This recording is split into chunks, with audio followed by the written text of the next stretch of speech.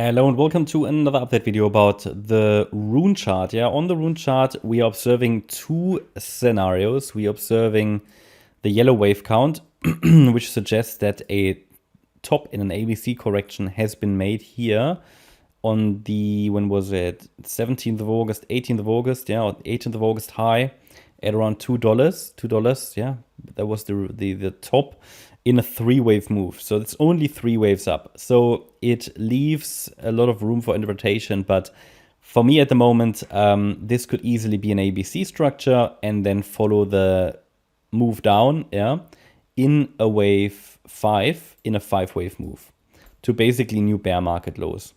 This is a pathway that is, in my opinion, very likely. However, if we see over the weekend a further break above resistance, and it's currently fighting with that identified 78.6 retracement level, if it breaks higher, then this pattern or structure will get less likely, okay? Because the 78.6 retracement level is typically the level where you would not expect a wave 2 to get above. So if we make any more highs above, well, basically today's high, then this yellow count is losing in probability and it will be invalidated above $2 anyway. Then probably it will follow this pathway higher in the white wave count, in the bullish count, and it might be working on this fifth wave. And then if we have 5 waves, then at least we have confirmation that it's finally starting to move here to the upside long term again, and that a bear market low has been established, but it needs the 5 waves for that. It just needs the 5 waves. At the moment, this could be all sorts of stuff. It could be a wave 2. It could even morph into an Elliott Wave triangle, because we had, well, we don't have enough waves for that yet, but it could turn into a triangle. A wave 4, for example, is often a triangle. Now a wave 2 can't, but a wave 4 could. So anyway, we're watching now, first of all, still the yellow wave count, but any more highs above today's high will make this much less likely.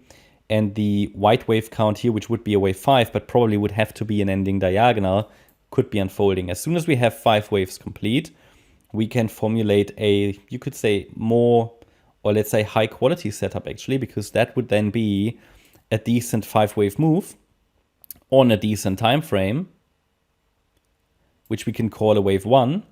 And then in an ABC structure, a pullback, we can watch for a wave 2 pullback support zone to trade the third wave higher. That's how it looks to me at the moment. I mean, this move up again, it was only in 3 waves. Potential for this to be a 4th wave, yes, but it came down quite impulsively. So yeah, at the moment, I think it's sort of in the middle of nowhere, potentially forming here that 5th wave higher, which would be, again, in the white wave count, we would be dealing with a diagonal structure. So it would be, this would be a wave 1. This would have to be a wave 2. This could be a wave 3, maybe nearly complete.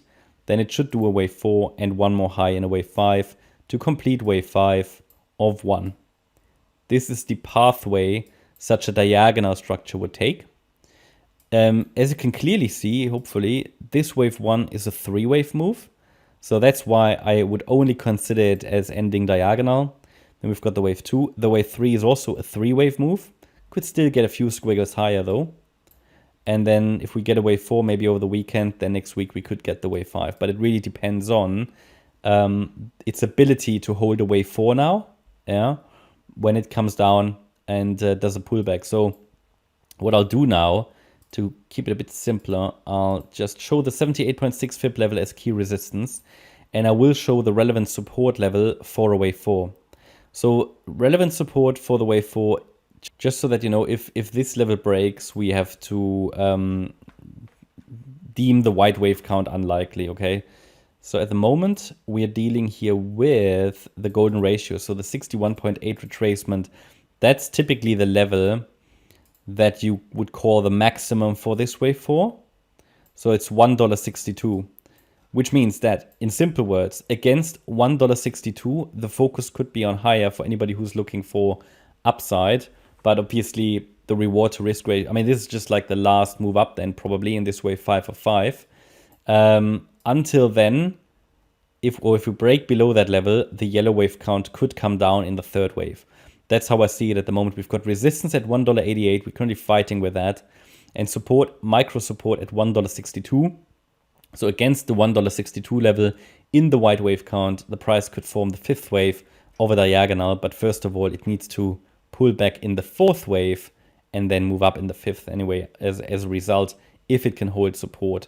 And this ability of the bulls to hold a higher low in the support region, yeah, that is what could be, well, that is what really will potentially change or influence the course of this chart for the next few months. Because let's be honest, if it forms that fifth wave up, we have a 5-wave move. It's RUNE's first decent 5-wave move in a while. And then this could set it up for, well, exiting the bear market, right? Because then if it can hold afterwards an ABC pullback, so we will be able to measure a support region like I did here, which is in small, which is less reliable, but on a decent time frame, that could be a nice trade setup for higher actually. And that will prove to us that it's exiting the bear market, which would be then this wave 2. So at the moment, I think it's here. We have to keep an open mind. This looks potentially like a range move here. So also just be aware of that. Until 5 waves are done, this is still very much ambiguous, you could say. That's why we always want to wait for 5 waves to get some clarity on a chart. And then 3-wave pullback will tell us the truth and would also be a trade setup at the same time. That's my update about RUNE. I hope you liked the update. If you did, please hit the like button, leave a comment and subscribe. And if you really like the content, then please check out the channel membership. Thanks a lot for watching. Bye-bye.